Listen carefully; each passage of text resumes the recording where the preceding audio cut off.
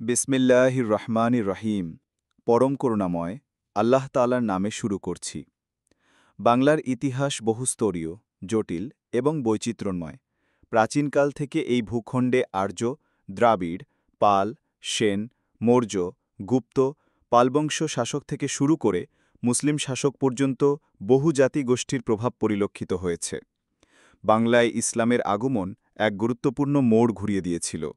এ অঞ্চলে ইসলামের প্রচার, আরবি ফার্সি সংস্কৃতির বিকাশ এবং নতুন রাজনৈতিক কাঠামোর প্রতিষ্ঠা ঘটে মুসলিম বিজয়ের মাধ্যমে।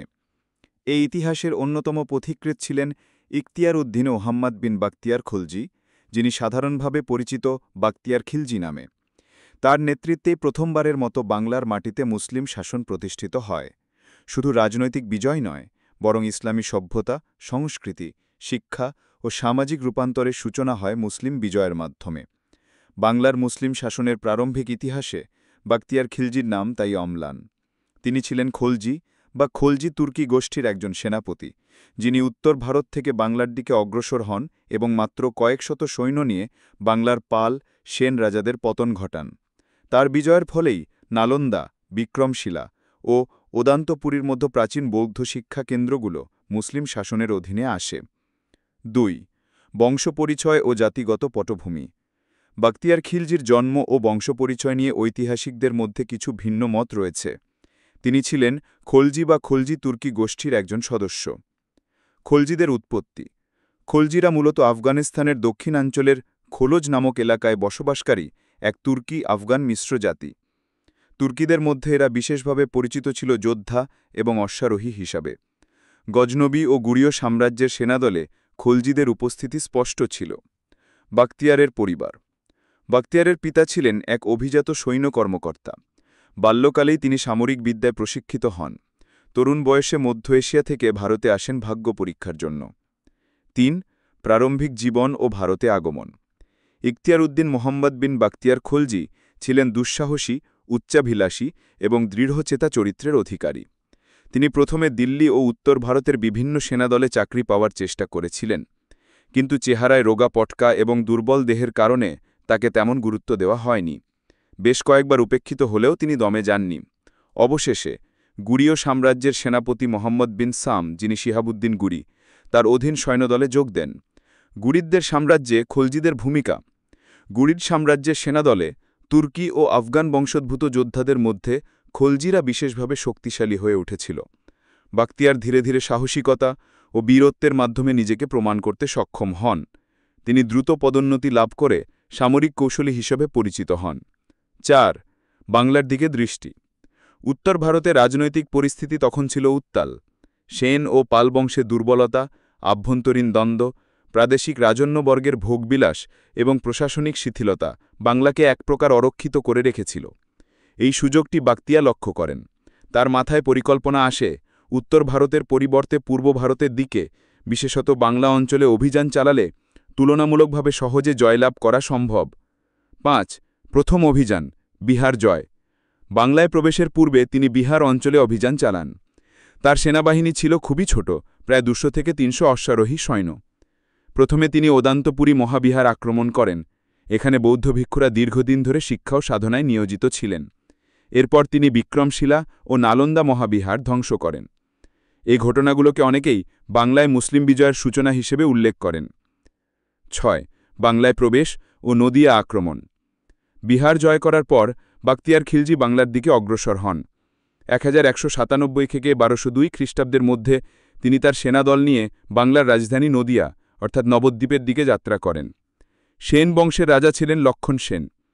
লক্ষ্মণ সেন ছিলেন বৃদ্ধ, দুর্বল এবং রাজধানীতে বিলাসবহুল জীবনে নিমগ্ন। নদিয়া আক্রমণ। বলা হয় বাখতিয়ার খিলজি মাত্র 18 জন অশ্বারোহী সৈন্য নিয়ে নদিয়ায় প্রবেশ করেন। রাজপ্রাসাদের ভেতরে প্রবেশ করে আকস্মিক আক্রমণ চালান। লক্ষ্মণ সেন পালিয়ে বর্ধমান হয়ে পূর্ববঙ্গে চলে যান। এভাবেই বাংলার রাজধানী পতিত হয় এবং মুসলিম শাসনের সূচনা হয়। ৭. বাংলায় ইসলামের প্রথম ভিত্তি। নদিয়া বিজয়ের পর বাখতিয়ার খিলজি দ্রুত রাজধানী স্থাপন করেন। বাংলার বৃহৎ অঞ্চল তার নিয়ন্ত্রণে আসে। তিনি গোবিন্দপুর অর্থাৎ বর্তমান মুর্শিদাবাদ অঞ্চলের কাছাকাছি তার রাজধানী করেন। এখানে তিনি মুসলিম প্রশাসন গড়ে তোলেন।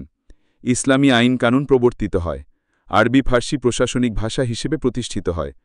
এভাবেই বাংলার ইতিহাসে ইসলামের রাজনৈতিক ভিত্তি প্রতিষ্ঠিত হয়। নদিয়া জয় করার পর বখতিয়ার খিলজি বাংলার রাজধানী স্থাপন করেন। প্রাথমিকভাবে তিনি প্রশাসনিক কাঠামো গঠনে কয়েকটি গুরুত্বপূর্ণ পদক্ষেপ নেন। প্রথম রাজধানী ছিল লখনৌতি, বর্তমান গৌড়, মালদহ জেলা, পশ্চিমবঙ্গ। কিছু সময়ের জন্য তিনি গোবিন্দপুর ও দেবকোটা অঞ্চলেও কেন্দ্র গড়ে তোলেন। এখান থেকেই তিনি সমগ্র বাংলার শাসন পরিচালনা করেন। তুর্কি ও ফার্সি ধাঁচের প্রশাসনিক কাঠামো চালু হয়। ফার্সি ভাষা হয়ে ওঠে রাষ্ট্রীয় দপ্তরের ভাষা। কর আদায়, ভূমি রাজস্ব ও বিচার ব্যবস্থা ইসলামী শরিয়ার ভিত্তিতে পরিচালিত হতে শুরু করে। সেনাবাহিনী ছিল খিলজি, তুর্কি, আফগান ও স্থানীয় সৈন্যদের সমন্বয়ে গঠিত। অশ্বারোহী বাহিনী ছিল প্রধান শক্তি। দুর্গ ও ঘাঁটি নির্মাণ করে সীমান্ত রক্ষা করা হতো। বাংলায় অনেক হিন্দু ও বৌদ্ধ কৃষক জনগণ সামাজিক বৈষম্য, জাতিভেদ প্রথা থেকে মুক্তি পেতে ইসলাম গ্রহণ করেন। ইসলামের সমতা, ন্যায়বিচার ও ভ্রাতৃত্ববোধ তাদের আকৃষ্ট করে। বাংলার প্রথম দিককার মসজিদগুলো বখতিয়ার খিলজির আমলে গড়ে ওঠে। ইসলামের শিক্ষা প্রতিষ্ঠান, মক্তব ও মাদ্রাসা স্থাপন করা হয়। আরবি ও ফার্সি ভাষার চর্চা শুরু হয়। ফার্সি ছিল রাজকীয় ভাষা। প্রশাসনিক দপ্তরে এটি ব্যবহৃত হতো। বাংলায় ফার্সি ভাষার প্রভাব বৃদ্ধি পায়। পরবর্তীতে বাংলা ভাষায় ফার্সি ও আরবি শব্দের সংমিশ্রণ শুরু হয়। তুর্কি স্থাপত্যশৈলীর প্রভাব বাংলায় প্রবেশ করে। মসজিদ, খানকাহ, দরগাহ ইত্যাদি নির্মিত হয়। ইট ও চুনসুরকির ব্যবহার বাড়ে। বাংলার জয়লাভ বাংলায় প্রাচীন হিন্দু বৌদ্ধ শাসনের অবসান ঘটায়। মুসলিম শাসনের ভিত্তি স্থাপিত হয়। ইসলাম বাংলায় প্রতিষ্ঠিত হতে থাকে। সুফি দরবেশদের মাধ্যমে সমাজে ইসলামী আদর্শ ছড়িয়ে পড়ে। বাংলায় নতুন স্থাপত্য, সাহিত্য, শিক্ষা ব্যবস্থা গড়ে ওঠে। প্রায় ১২০৪ থেকে ১২০৫ খ্রিস্টাব্দে বখতিয়ার খিলজি কামরূপের দিকে অর্থাৎ বর্তমান আসাম অঞ্চলে অভিযান পরিচালনা করেন। তিব্বতের দিকেও তিনি একটি অভিযান পরিচালনা করেছিলেন। বখতিয়ার খিলজির শাসনকালে কয়েকটি বড় ধরনের চ্যালেঞ্জ দেখা দেয়। সেনা ও সামরিক নেতাদের মধ্যে প্রতিদ্বন্দ্বিতা ছিল প্রবল। কেউ কেউ তার দ্রুত উত্থান মেনে নিতে পারেননি। বাংলার জলবায়ু, নদীমাতৃক পরিবেশ এবং ঘন জঙ্গল বহিরাগত সৈন্যদের জন্য ছিল চ্যালেঞ্জিং। প্লাবন, রোগব্যাধি এবং দারিদ্র্য সেনাবাহিনী দুর্বল করে দেয়। বাংলার হিন্দু ও বৌদ্ধ ধর্মীয় নেতারা মুসলিম শাসন মেনে নিতে চায়নি। স্থানীয় রাজন্যবর্গ মাঝে মাঝে বিদ্রোহ করেছিল। বখতিয়ার খিলজির বাংলায় বিজয় শুধু পরিবর্তন নয়, বরং একটি নতুন ইতিহাসের সূচনা। বাংলার প্রাচীন হিন্দু বৌদ্ধ শাসনের অবসান ঘটে। মুসলিম শাসনের ভিত্তি স্থাপিত হয়। ইসলাম বাংলায় প্রতিষ্ঠিত হতে থাকে। সুফি দরবেশদের মাধ্যমে সমাজে ইসলামী আদর্শ ছড়িয়ে পড়ে। বাংলায় নতুন স্থাপত্য, সাহিত্য, শিক্ষা ব্যবস্থা গড়ে ওঠে। এক বহুমুখী সমন্বিত সংস্কৃতির জন্ম হয়। মৃত্যু, উত্তরাধিকার ও দীর্ঘমেয়াদী প্রভাব। ১. বখতিয়ার খিলজির শেষ দিনগুলো। বখতিয়ার খিলজি ছিলেন এক দুঃসাহসী যোদ্ধা। তবে তার শেষ দিনগুলো ছিল ব্যর্থতা, অসুস্থতা ও ষড়যন্ত্রে ভরা। ক. কামরূপ অভিযানের ব্যর্থতা। কামরূপ অর্থাৎ আসাম অভিযানে বিপুল ক্ষয়ক্ষতি হয়। দুর্যোগপূর্ণ আবহাওয়া, পাহাড়ি দুর্গম অঞ্চল এবং স্থানীয় প্রতিরোধের কারণে সেনাবাহিনীর বড় অংশ ধ্বংস হয়ে যায়। এই ব্যর্থতা বখতিয়ারের মর্যাদাকে ক্ষুণ্ণ করে। খ. অসুস্থতা। অভিযানে ফিরে আসার সময় তিনি গুরুতর অসুস্থ হয়ে পড়েন। দীর্ঘ দুর্বলতা তাকে অচল করে তোলে। গ. ষড়যন্ত্র। তার কিছু নিকটস্থ সেনাপতি তার বিরুদ্ধে ষড়যন্ত্রে লিপ্ত হয়। বিশেষত আলীমর্দান ও হুসামুদ্দিন নামক সেনাপতিরা তার জনপ্রিয়তাকে ভয় পেত। ঘ. মৃত্যু। অবশেষে ১২০৬ খ্রিস্টাব্দে ষড়যন্ত্রকারীদের হাতে তিনি নিহত হন। কেউ কেউ বলেন তাকে বিষ প্রয়োগ করা হয়েছিল। মৃত্যুর সময় তার বয়স ছিল অল্প, আনুমানিক ৩০-৩৫ বছরের মধ্যে। ২. বখতিয়ার খিলজির উত্তরাধিকার। তার মৃত্যুর পরপরই বাংলায় ক্ষমতার লড়াই শুরু হয়। তবে তার বিজয় স্থায়ী প্রভাব ফেলেছিল। ক. রাজনৈতিক উত্তরাধিকার। তার মৃত্যুর পর তার স্থলাভিষিক্ত হয় তার কিছু সেনাপতি।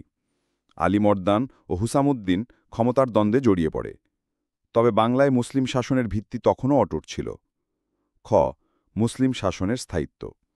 যদিও বখতিয়ার বেশি দিন শাসন করতে পারেননি, তার বিজয়ের ফলে বাংলায় মুসলিম শাসন শতাব্দীর পর শতাব্দী টিকে থাকে। পরবর্তীতে দিল্লি সুলতানেতের অধীনে বাংলার শাসকরা ক্ষমতা পরিচালনা করে।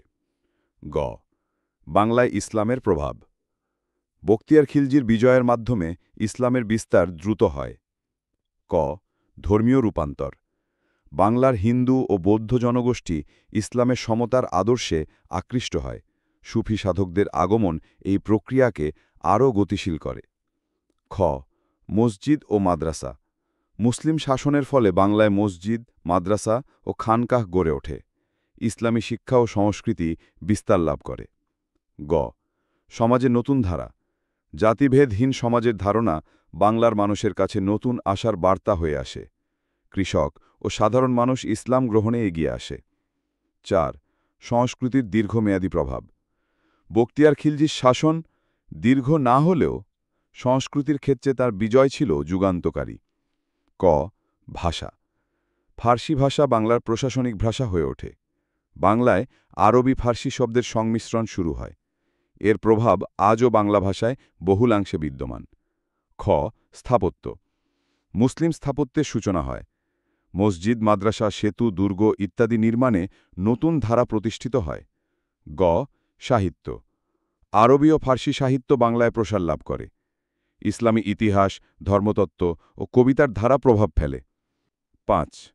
বখতিয়ার খিলজির ঐতিহাসিক গুরুত্ব। ক. ইসলামী দৃষ্টিকোণ থেকে তিনি ছিলেন বাংলার মুসলিম বিজয়ের সূচনাকারী। আল্লাহর ইচ্ছায় তার মাধ্যমে বাংলার মাটিতে ইসলামের প্রথম রাজনৈতিক ভিত্তি তৈরি হয়। খ. রাজনৈতিক ইতিহাসে বাংলার প্রাচীন হিন্দু বৌদ্ধ সাম্রাজ্যের অবসান ঘটান, নতুন মুসলিম শাসন ব্যবস্থা চালু করেন। গ. সামাজিক ইতিহাসে সমাজে নতুন ধর্মীয় ও সাংস্কৃতিক ধারা সূচনা করেন। সুফি দরবেশদের কার্যক্রম সহজ করেন। 6. সমালোচনা ও বিতর্ক। ইতিহাসবিদদের মধ্যে বখতিয়ার খিলজির কর্মকাণ্ড নিয়ে নানা মত রয়েছে। ক.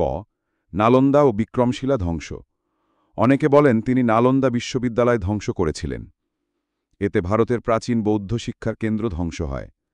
তবে কেউ কেউ বলেন এটি স্থানীয় সংঘর্ষের ফল, পুরোপুরি তার দায় নয়। খ. কামরূপ ও তিব্বত অভিযানের ব্যর্থতা। এসব অভিযানে তিনি সফল হতে পারেননি। এতে তার সামরিক দক্ষতা প্রশ্নবিদ্ধ হয়েছে। 7. বাংলার ইতিহাসে বখতিয়ার খিলজির অবস্থান। বখতিয়ার খিলজি ছিলেন বাংলার ইতিহাসে এক যুগান্তকারী ব্যক্তিত্ব। ক. মুসলিম শাসনের ভিত্তি। তার বিজয়ের মাধ্যমে বাংলায় মুসলিম শাসন 6 শতাধিক বছর স্থায়ী হয়। এই সময়কালে বাংলার রাজনৈতিক, সামাজিক ও সাংস্কৃতিক রূপান্তর ঘটে। খ. ইসলামের বিস্তার। বাংলার অধিকাংশ মানুষ ইসলাম গ্রহণ করে এবং আজও বাংলাদেশ একটি মুসলিম সংখ্যাগরিষ্ঠ দেশ। এর সূচনা হয়েছিল তার বিজয়ের মাধ্যমে। গ. ঐতিহাসিক উত্তরাধিকার। বাংলার ইসলামী স্থাপত্য, সংস্কৃতি ও ভাষায় তার প্রভাব অমোচনীয়। তাই তাকে শুধু একজন সেনাপতি নয়, বরং বাংলার ইতিহাসে এক যুগসন্ধিক্ষণের নায়ক বলা যায়।